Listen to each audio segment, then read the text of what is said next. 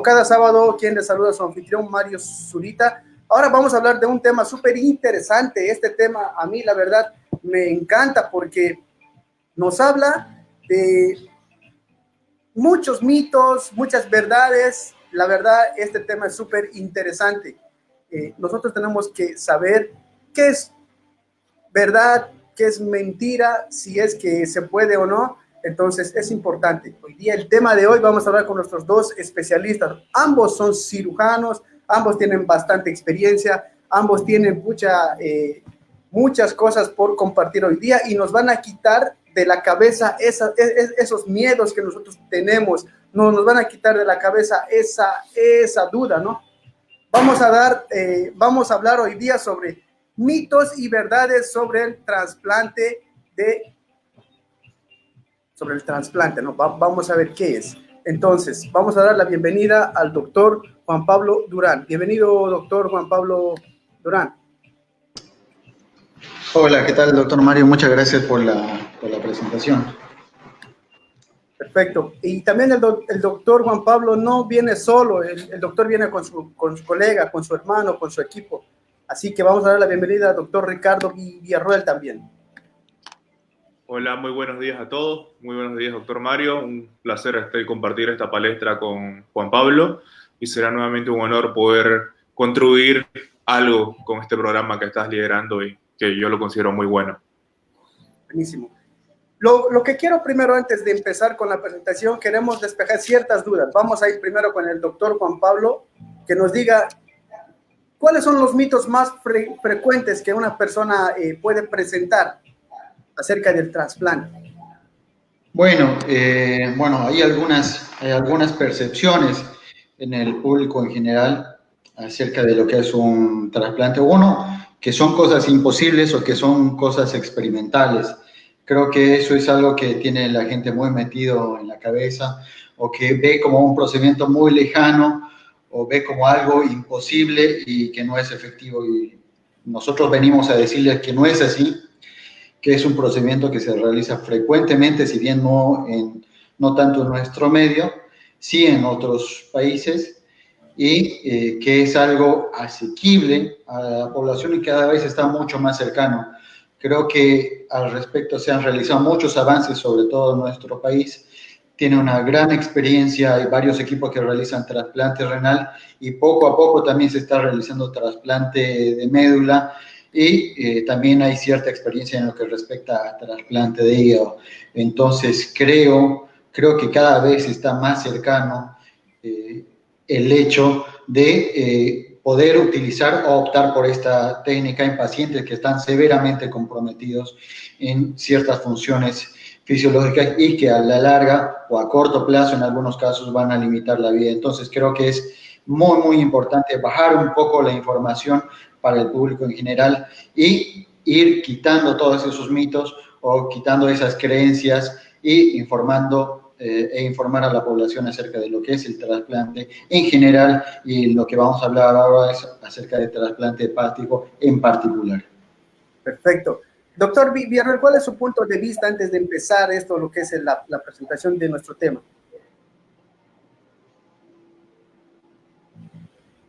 Su micrófono está silenciado, doctor. Ahora sí. Paga disculpar, ya que todo, como iba diciendo Juan Pablo, venimos a desmitificar o ver cuán complejo es y que cada vez es una realidad a corto y mediano plazo. En Bolivia se realiza trasplante renal, se realiza trasplante de médula, entonces cada vez estamos actuando o obrando para poder realizar trasplante hepático, trasplante de córnea, y todo esto lo podemos hacer también informando y concientizando a la población. ¿Por qué? Porque si no tenemos donantes, no tenemos la cantidad para poder hacer muchos más trasplantes. Entonces venimos a informar a la población y decirle que todo es posible y todo puede llegar a ser viable. Perfecto, es una buena introducción y vamos a desarrollar el tema como debería ser. Y a las personas que nos están mirando, cualquier duda que tengan, no tengan miedo, no tengan vergüenza. Nuestros profesionales están acá para brindarnos la mejor información y compartirnos su experiencia de gente que también como ustedes ha tenido este tipo de problemas, ha tenido algún familiar o quizás está pensando, ¿no? Eso. Entonces, vamos a conversar con nuestros dos especialistas, con nuestros dos doctores, que nos van a guiar a lo largo del programa acerca de lo que son los trasplantes, ¿no? Vamos a empezar con la presentación. Bueno, muy buenos días a todos los que están siguiendo el programa a través de la transmisión y retransmisión. Gracias a la introducción al doctor Mario. Hoy vamos a hablar todo lo que son mitos y verdades de trasplante. Mi persona y junto con el doctor Juan Pablo Durán. Este tema lo hemos dividido en dos fases. Una fase en que va a constar de la parte procuración y donación, y la otra fase en lo que conlleva más específicamente de nuestra especialidad, hablando de cómo es un operativo de trasplante o cuáles son los objetivos y cómo es la mejoría de un paciente después del trasplante, porque cuando uno se trasplanta vuelve a nacer nuevamente, tiene otras responsabilidades nuevamente. Bueno, vamos a empezar hablando de la procuración y donación. Y para poder hablar de todo esto, siempre nosotros nos hacemos la pregunta: ¿quién debe ser trasplantado? ¿Quién decide el trasplante? ¿Cuándo se realiza un trasplante? ¿Cómo es un trasplante? ¿Cuál es la evolución del paciente trasplantado? Y nosotros vamos a ir resolviendo esas dudas en esta pequeña presentación. Igual a todo lo que nos están escuchando, no tengan miedo en transmitir o retransmitir su pregunta a través del doctor Mario. No hay pregunta. La única pregunta mal hecha es la pregunta que no se realiza, porque nosotros estamos acá para poder resolver todas sus dudas. Bueno, para empezar a hablar, no vamos a hablar de la historia, ¿no? Y tenemos que hablar de la historia, el contexto actual de nuestra situación. Nosotros que vivimos en todo lo que es Sudamérica, en toda la parte de Latinoamérica, tenemos que saber que el primer trasplante hepático se hizo en Argentina en 1988, por el hospital italiano, un hospital privado, y el 85% de todos los trasplantes hepáticos se van a realizar en personas adultas. En 1992 se hizo el primer trasplante hepático pediátrico en un hospital público, en el Hospital Garrahan. Luego en 1957 se hizo el primer trasplante renal. En 1968 se hizo el primer trasplante cardíaco.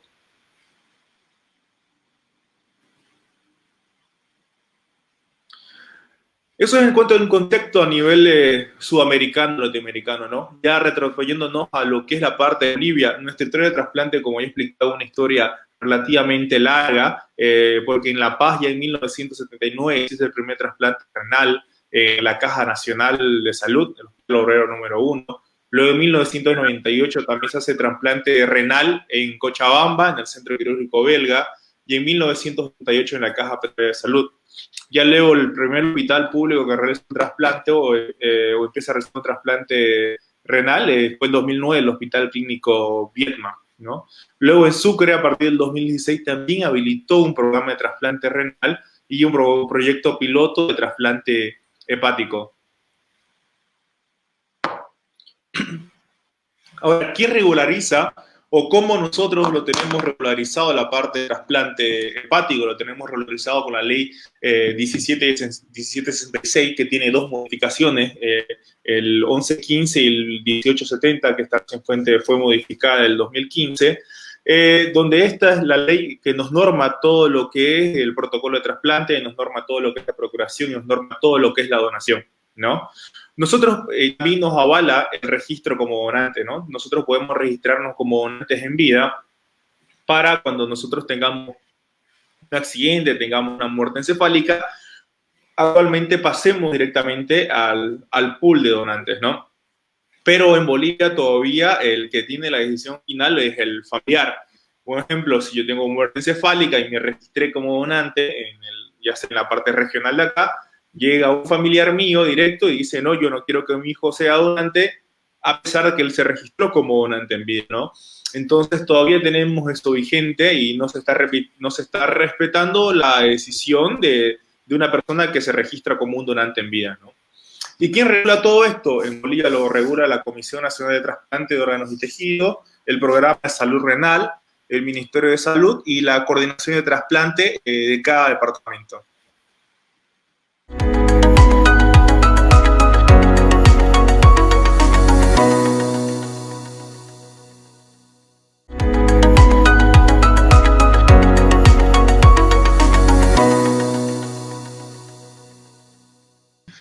Bueno, Bueno, y hablando de nuestra situación en Santa Cruz, la primera unidad de diálisis y nefrología en Santa Cruz se creó en 1986 y el primer trasplante renal se hizo en 1988. También aquí en Santa Cruz se ha realizado el primer trasplante hepático con un donante vivo relacionado a una niña con atresia vías biliares. Se la realizó en 1996. Ahora, ¿por qué la tasa de trasplantes con donante cadavérico es muy bajo? Y por eso, porque nuestra tasa de donación, la más alta que hemos tenido hasta el momento ha sido de 1.1 por millón de habitantes. Es casi la más baja de toda Sudamérica, estamos mucho más bajos que Paraguay. Y a veces esta tasa, de acuerdo al año, puede llegar hasta 0.8, en algunos casos ha llegado a 0, ¿no? Entonces eso a veces nos impide o nos dificulta poder realizar operativos de trasplante y poder desarrollar los programas activamente. Bueno, ¿y cuántos trasplantes de hígado se han hecho hasta la fecha? Hasta la fecha se han realizado 29 trasplantes de hígado, 8 en adultos y 21 en niños. Casi todos se han realizado, la mayoría con donante vivo. Pocos trasplantes se han realizado con donante cadavérico. ¿Por qué? Porque la tasa de donación es muy, muy baja.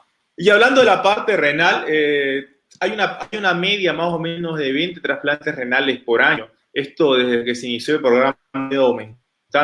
Y la mayoría de estos trasplantes renales se hacen casi la mayoría con donante vivo.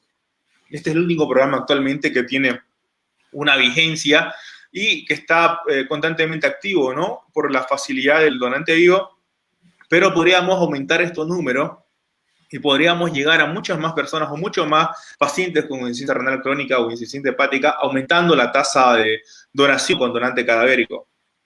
Bueno, ¿y qué es la donación de órganos y tejidos, no? El proceso por el cual una persona cede generosamente los órganos y tejidos de su cuerpo para que otra persona pueda ser trasplantada a causa de una enfermedad avanzada, que la vamos a ir explicando más adelante. Ahora, hay dos tipos de donantes, como les estaba mencionando anteriormente. Hay los donantes vivos y los donantes cadavéricos. Dentro de la reglamentación todavía en Bolivia tenemos los donantes cadavéricos con muerte encefálica o muerte cerebral. Cuando indicamos o cuando diagnosticamos una muerte encefálica, tenemos que cubrir ciertos criterios o parámetros para confirmar que la persona esté con una muerte encefálica. ¿Cuáles serían esos? Ausencia irreversible de la respuesta cerebral, con pérdida absoluta de la conciencia, ausencia de respiración espontánea, ausencia de reflejos cefálicos y pupilas fijas no reactivas o no fotorreactivas, inactividad encefálica constatada con una prueba instrumental, un electroencefalograma, por ejemplo, y con un periodo de observación mínimo de 6 horas. Cumpliendo estos parámetros o estos requisitos, nosotros podemos decir que ese potencial donante tiene muerte encefálica o tiene muerte cerebral y se procederá a notificar a la familia para iniciar el proceso de procuración. ¿Qué órganos o tejidos podemos donar? Podemos donar los hígados, los riñones, los pulmones, el corazón, el páncreas, las córneas, huesos, tendones, válvula de corazón, los grafts como las arterias y venas. Quiere decir con esto que con una sola persona podemos llegar a salvar hasta 10 vidas o más. Entonces, por eso es muy importante la donación. ¿Y cuál es la posición de las religiones en relación a la donación de órganos? La mayoría de las religiones en nuestro entorno se han manifestado siempre a favor de la donación, ¿no? Donde se hace especialmente palpable el concepto de amor al prójimo, de dar algo más a través del deceso de uno, ¿no? La religión católica considera la donación como un acto de caridad. Entonces, por eso siempre incentivamos o se incentiva la donación, ¿no? Porque es un acto desinteresado donde uno está ayudando a otras personas. Ahora, ¿cómo funciona un operativo o un proceso de donación o procuración? Como podemos ver en el gráfico, normalmente lo que tenemos acá, una persona sufre un accidente de tránsito. Esta persona con un accidente de tránsito va a llegar al hospital, es atendido por los médicos de emergencia y por los médicos terapistas. El paciente llega y los médicos hacen todas las maniobras que hemos visto anteriormente. Se sospecha de una muerte cerebral o una muerte encefálica. Confirman ellos la muerte encefálica, lo del hospital. Después de haber confirmado la muerte encefálica o la muerte cerebral, el médico de terapia o el médico de emergencia, que acá es por ley, pero lamentablemente no se hace en todas las clínicas, en todos los hospitales, tienen que llamar al centro de procuración de coordinación y trasplante del sede. Ellos llaman y dicen, tenemos un potencial donante, tienen periodo de observación de muerte encefálica de 4 o 5 horas, bueno, se espera el periodo de 6 horas, se confirma con el electroencefalograma, y entonces la coordinación de trasplante empieza a comunicarse con los programas de trasplante, ya sea con el programa de trasplante renal, con el programa de trasplante hepático, el programa de trasplante de córnea, etc. Una vez que se comunica con todo, para atrás por favor, una vez que se comunica con todos los centros, empieza el médico de terapia a solo hacerle un periodo de mantenimiento del donante, empieza a hacer un periodo de mantenimiento del donante donde le va quitando ciertas cosas y solo va con las cosas mínimas, ¿no? Entonces, en ese momento, el encargado de procuración va y notifica a la familia, en decirle que ya el donante está con muerte encefálica y lo va preparando psicológicamente para comentarle sobre la donación. ¿Por qué? Porque esta parte es muy difícil, ¿no? Porque no todos asimilamos que un familiar ya ha fallecido, cuando lo vemos todavía conectado al respirador, cuando lo vemos todavía recibiendo medicamentos intravenosos. Entonces, es una fase compleja donde nosotros trabajamos para tratar de abordar o tratar de empatizar con los familiares para que ellos hagan el proceso de donación, ¿no? Una vez que hemos notificado inicialmente a la familia, a veces abordamos 2 o 3 veces, empieza la valoración donante-receptor. Nos hemos comunicado con todos los centros. En la parte de hígado vemos la posibilidad del grupo sanguíneo, en la parte de riñón vemos la compatibilidad del HLA. Entonces, y notificamos a los equipos y los equipos dicen, bueno, nosotros tenemos un donante de grupo sanguíneo 0, nosotros tenemos un donante con SHLA compatible, o en esa lista, o en la lista de espera. Va el equipo donante. ¿Cuál es el equipo donante? El que va a ablacionar al órgano. ¿Qué consiste la ablación? La ablación consiste en extraer los órganos del donante, extraerlo en el hospital, en el centro médico, en la clínica donde está internado el paciente. Una vez que se va, el equipo ablacionista, el equipo receptor se comunica con el receptor, lo llevan al hospital, lo preparan, lo van pasando a quirófano. Y una vez cuando ya inicia la ablación, se constata la viabilidad de los órganos, que estén bien conservados, que no tengan ninguna lesión, ningún trauma, y va empezando el operativo, el equipo receptor, ¿no? El equipo del paciente receptor empieza a hacer la extracción del órgano dañado, del órgano fallado, ¿no? Y posteriormente termina la ablación y nos vamos con los órganos al hospital o a la clínica donde se esté realizando el trasplante. Bueno, esta es una foto del primer equipo de trasplante renal, los cuales iniciaron todo esto en Santa Cruz, como ya les estaba diciendo anteriormente, y parte de este equipo también formó parte también del primer trasplante hepático, ¿no? Una mención especial al doctor Espinosa, que en paz descanse, que fue uno de los pioneros también de todo lo que es el trasplante hepático, ¿no? Muchas gracias. Perfecto. Ahora vamos a continuar con el doctor Juan Pablo, por favor. Bueno, nada, quería, a tiempo de comenzar, quería nuevamente agradecerte por la invitación. Creo que actividades como esta o inquietudes como la tuya son muy importantes para proveer de información certera y adecuada a la población. Y también sé que hay gente de información que está escuchando tu programa, así que un saludo a tu público y muchas gracias por la invitación. Comienzo. Siguiente. Bueno, los objetivos de la charla son hablar algo sobre anatomía y función del hígado, definir lo que es un trasplante hepático, algo de marco legal, que ya bien lo ha señalado Ricardo, explicarte lo que es el pre, intra, post procedimiento del trasplante hepático en particular y algunos casos que tenemos. Acerca de la anatomía, el hígado se encuentra ubicado en el cuadrante superior derecho del abdomen, se encuentra en relación con el tórax, del cual está separado a través del diafragma y en relación con estructuras como el estómago, el intestino grueso o grandes estructuras vasculares en la parte posterior. Pesa aproximadamente 1.200 a 1.600 gramos. Entre las funciones participa a grosso modo o en términos sencillos de la producción de grasas, proteínas, azúcares y también participa en la formación de ciertas hormonas. y factores de lo que nosotros llamamos factores de coagulación que participan en el proceso de coagulación propiamente dicho.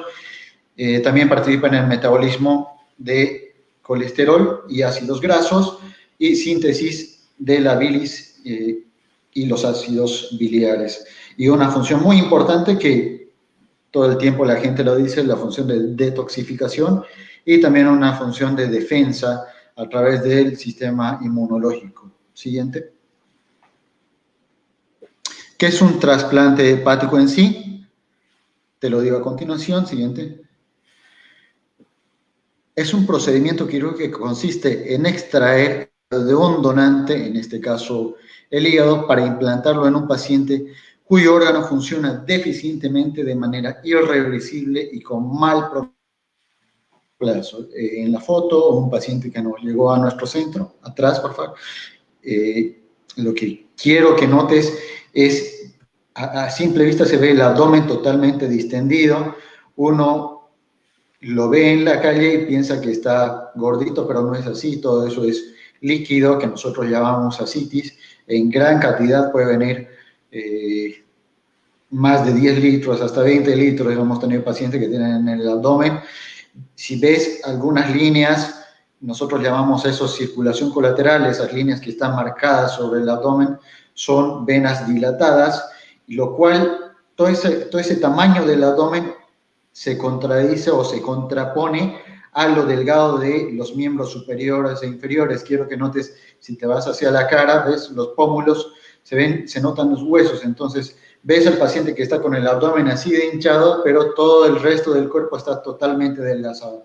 Es un paciente totalmente enfermo, en este caso está fuera de toda opción terapéutica y fuera del trasplante. Siguiente. En este caso quiero que te fijes primero en la imagen del paciente. Esta es una mujer, el otro era un varón, igual con el abdomen distendido, una hernia umbilical. Nota los brazos que son totalmente delgados y los miembros inferiores, las piernas también totalmente adelgazadas. Una paciente crónicamente enferma, en este caso es una paciente que fue trasplantada. Entonces, ¿qué pacientes se van a trasplantar? Pacientes con enfermedades hepáticas agudas o crónicas severas e irreversibles, que reducen la sobrevida, es decir, tienen una sobrevida muy corta, van a vivir muy poco tiempo si es que no acceden a un trasplante, tienen también mucho deterioro en la calidad de vida, constantes internaciones, regresan a hospital por complicaciones y pueden progresar como el anterior paciente con el riesgo de no ser trasplantables. Y esta enfermedad hepática a la vez puede llevar a comprometer la función de otro órgano. Siguiente.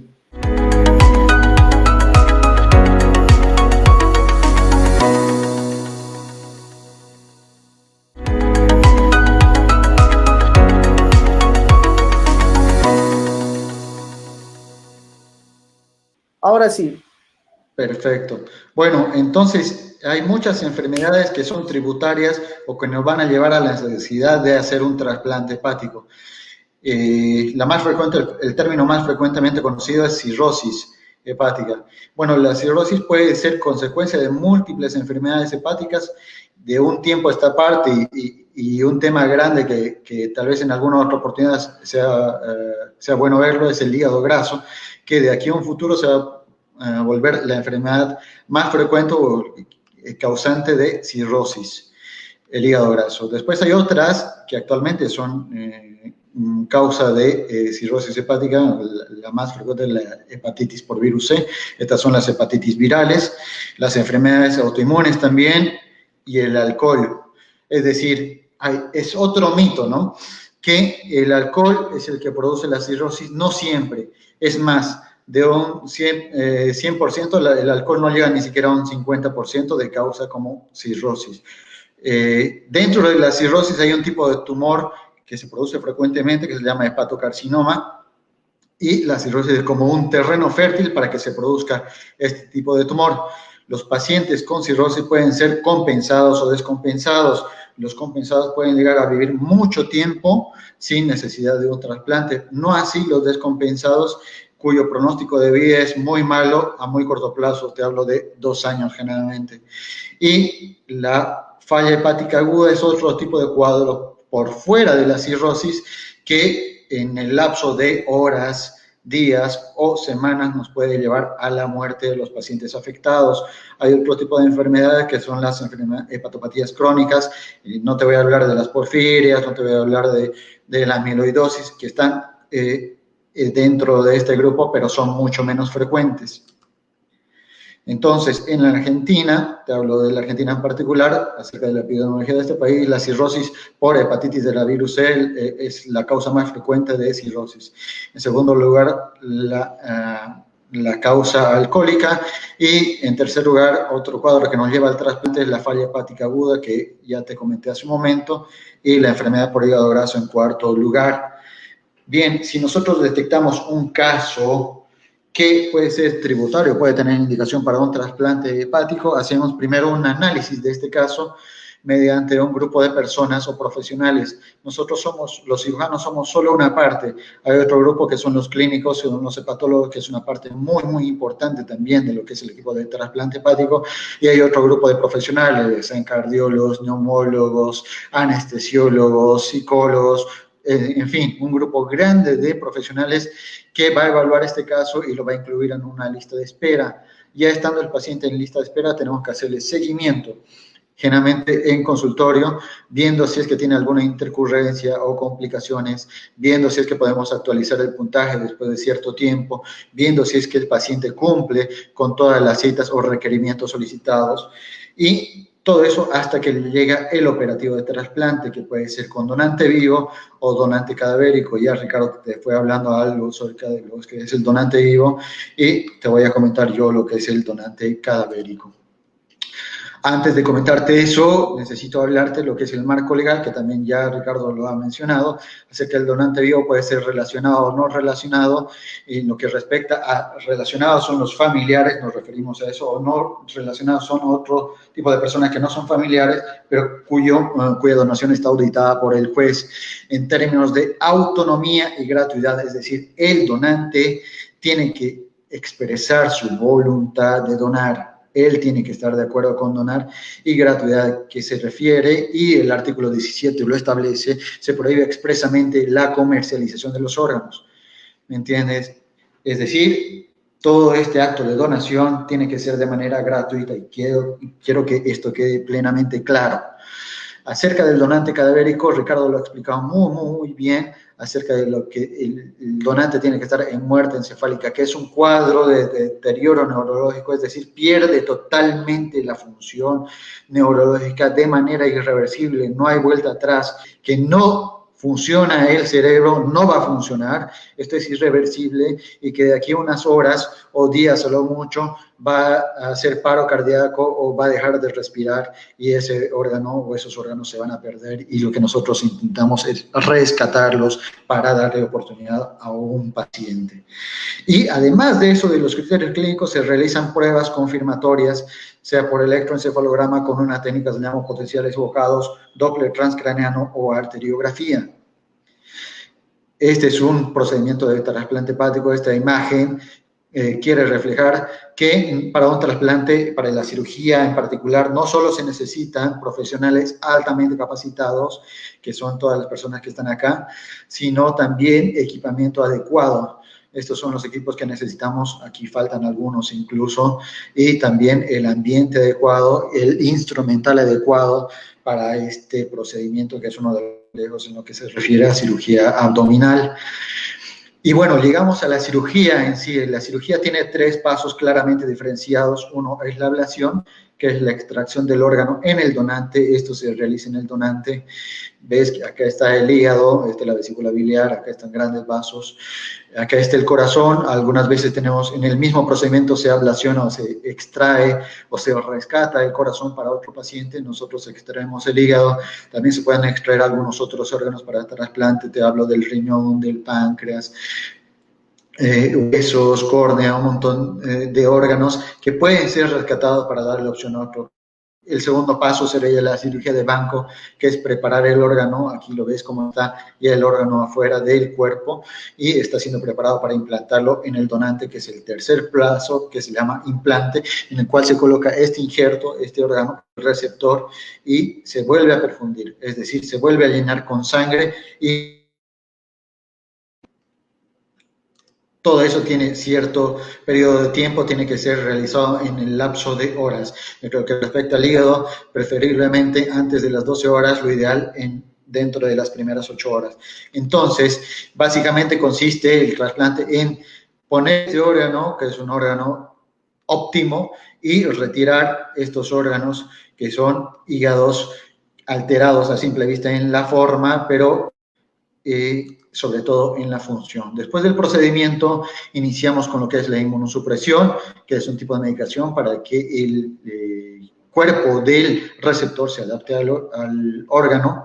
Se hace un seguimiento estricto ya cuando el paciente está en seguimiento por consultorio, se hace un seguimiento acerca de la medicación, acerca de las funciones del órgano, con el objetivo de un retorno a la actividad así como estaba antes de la enfermedad. No solo te hablo en lo que respecta a la vida familiar, a la actividad social, sino también a la actividad laboral. El objetivo es que el paciente se reincorpore a la vida normal. Algo de nuestra experiencia, este es el número de trasplantes totales en la Argentina. Como ves, este es el hospital en el que me estoy formando y es el hospital en el que se realiza el mayor número de trasplantes en los últimos 5 años, es lo que te estoy mostrando. Estos son algunos de los pacientes trasplantados, ya seguidos todavía internados después del trasplante o ya cuando regresan, y esto es lo más bonito, cuando regresan ya a los controles por consultorio. Detrás de todos estos pacientes hay una familia, hay una historia de vida, y creo que esta es la parte más reconfortante de hacer el trasplante, el ver cómo los pacientes recuperan su vida, ¿no? Por ejemplo, escribió toda la experiencia en lo que respecta antes y después de la enfermedad y lo plasmó en un libro y nos vino a regalar. Como un ejemplo de caso clínico, este paciente vino al hospital, había recorrido un montón de centros previamente, llegó al nuestro, estaba internado totalmente cansado, no tenía ganas de hacer nada, se internó, ves cómo le estamos drenando el líquido que se junta en el abdomen. Fuimos a recoger un órgano, a ablacionar un órgano, a extraer un órgano a otra ciudad. Los vuelos los hacemos como necesitamos que sean en un corto periodo de tiempo, los hacemos en un avión. Regresa, se trasplanta, acá está todavía internado, otro trasplanta y es el mismo. Después, cuando está en la casa, nos mandó una imagen.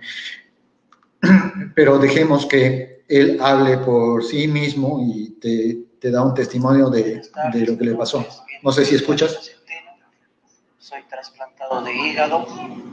En 2019 tuve una insuficiencia hepática. ¿Se escucha, Mario? Me llevó a ser ingresado al hospital El Cruce. Estuve aproximadamente 16 días. Se escucha. La fecha 18 de septiembre me llamaron por la noche, tipo 11 de la noche, 11 y media de la noche, para decirme de que ya tenían un órgano para mí, en el cual yo me sentí muy feliz y muy contento. Y agradecido con Dios por ese milagro que me hizo. El 19 de septiembre fue que me operaron y ahora me encuentro bien, porque anteriormente yo paraba en hospitales, paraba en clínicas. Soy muy agradecido a la familia del donante, porque sin ellos no estuviera yo vivo en este momento. Agradecer a los cirujanos, agradecer al equipo médico del hospital, a los hepatólogos, a los enfermeros. Muy agradecido con todos ellos, porque ahora me encuentro bien. Gracias. Hasta luego. Bueno, ese es el testimonio de él y este es otro caso. Actualmente estamos realizando trasplantes en conjunto con el Hospital Garrahan, que es una de las instituciones que tiene más experiencia en trasplante pediátrico. Entonces participamos con ellos en los procedimientos de donante vivo. En este caso, una madre que le dona una parte, una porción del hígado a su bebé para que éste pueda seguir viendo. Creo que no hay acto más grande de amor. Este es parte del equipo con los cuales me he formado, con los cuales sigo trabajando y con los cuales estoy agradecido por haberme capacitado. Solo una parte, porque por fuera de ellos hay todo un equipo de logístico, administrativo, que implica una gran movilización de recursos, no solo económicos, sino también de personal, ¿no? Como palabras finales, quisiera repetir algo que dijo Ricardo, que me parece muy, muy importante, acerca de de la donación, todo lo que te he explicado, todo lo que implica la cirugía, este procedimiento, no sería posible sin los donantes. Entonces, es ahí, me parece que tenemos que trabajar. Te dio una cifra, Ricardo, 1.1 donantes por millón de habitantes, es una cifra muy, muy baja. España está por encima de los 30, Argentina está por encima de los 10, entonces es muy, muy, muy bajo. No solo, y no creo que sea tanto por la negativa, yo creo que es más por falta de información. Creo que hay que decirle a la gente que es mucho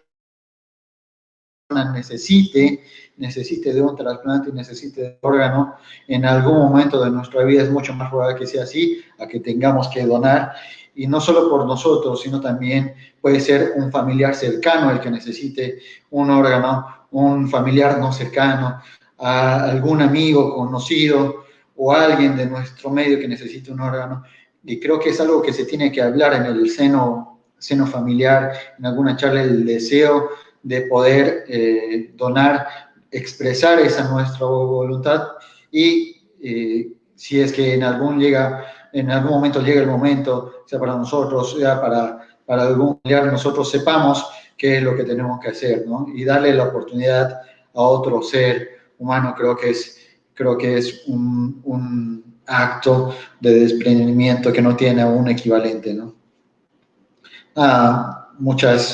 Con esto finalizo mi participación y nada, solo darte las gracias por permitirme participar.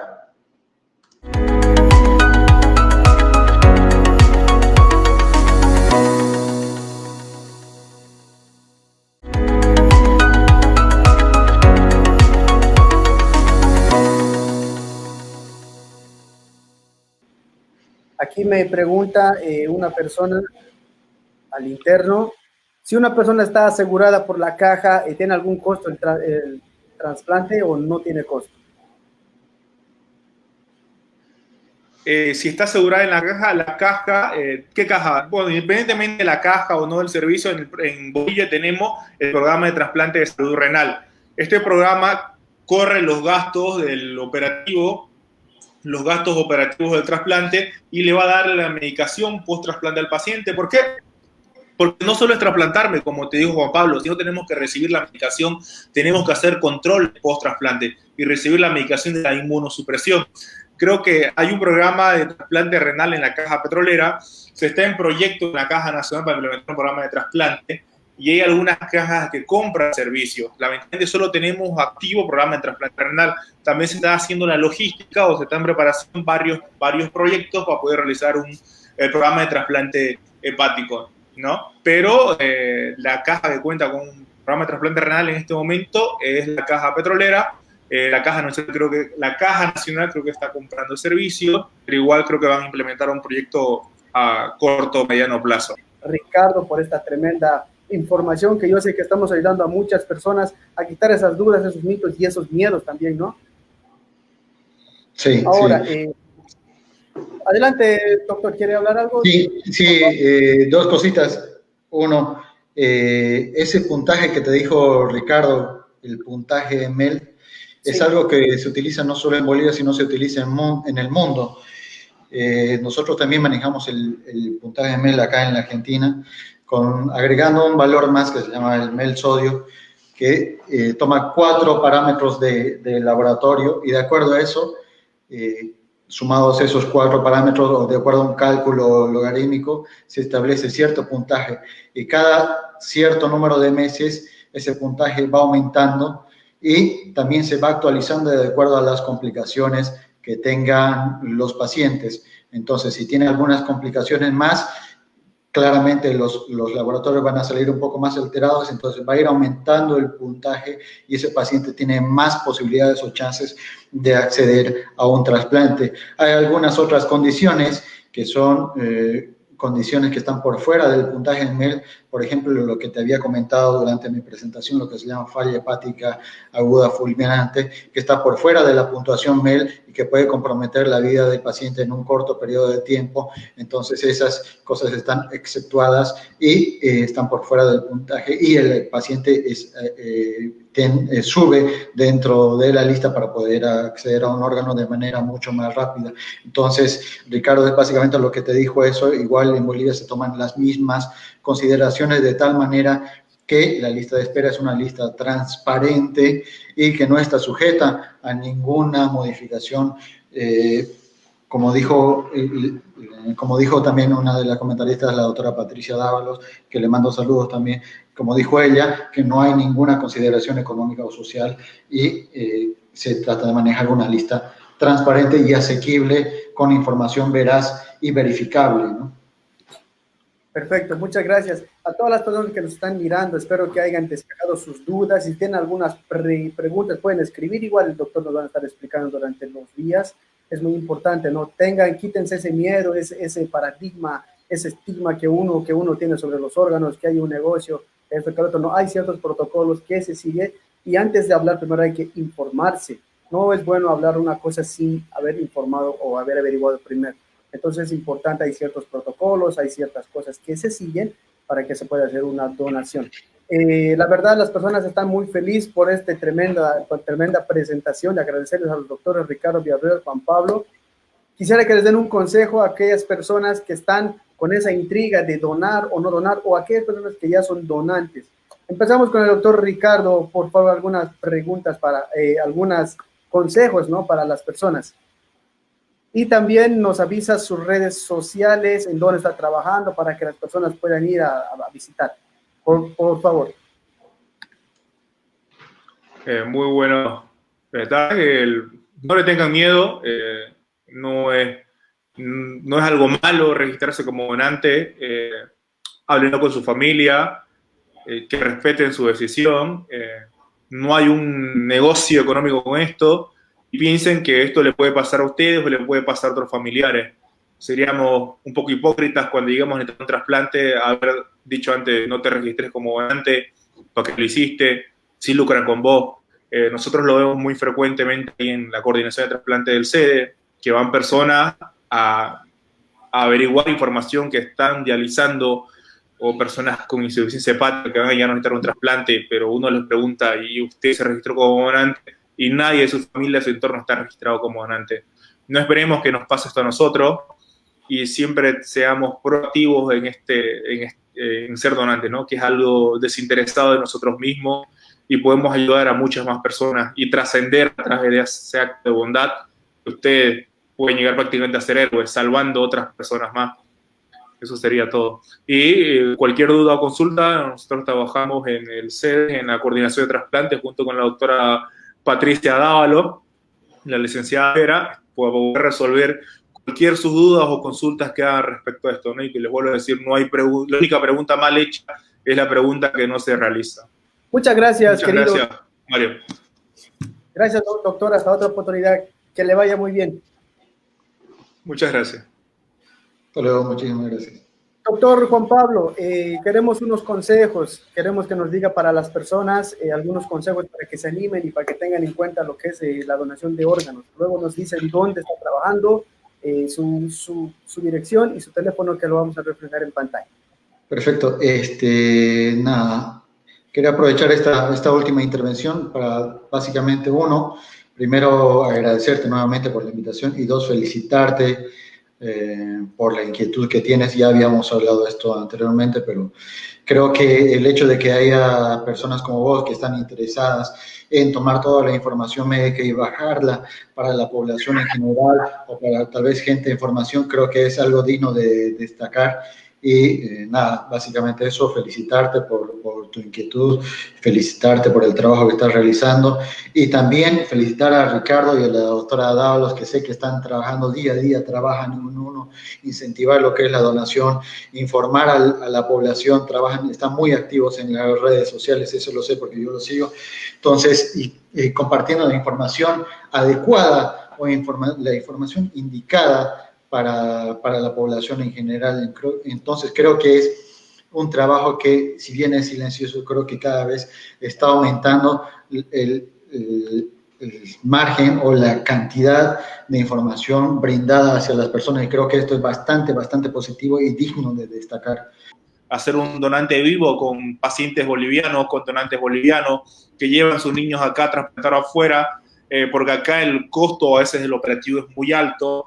También otros pacientes adultos se llegan a trasplantar, tienen que adquirir la nacionalidad, y todo eso a veces hace muy pesado esto, muy difícil esto, ¿no? Y queremos llegar a que esto llegue a todo, que sea posible y viable para todos. Yo creo que trabajando en conjunto. Sí, la verdad es una realidad lo que vos comentás, Ricardo, y creo que justamente transmitir la información y hablar y darle la posibilidad a los pacientes allá en Bolivia sería un sueño, y creo que va a ser pronto, y esperemos que sea realidad en el corto plazo. Así que nada, a seguir trabajando por eso, nada más.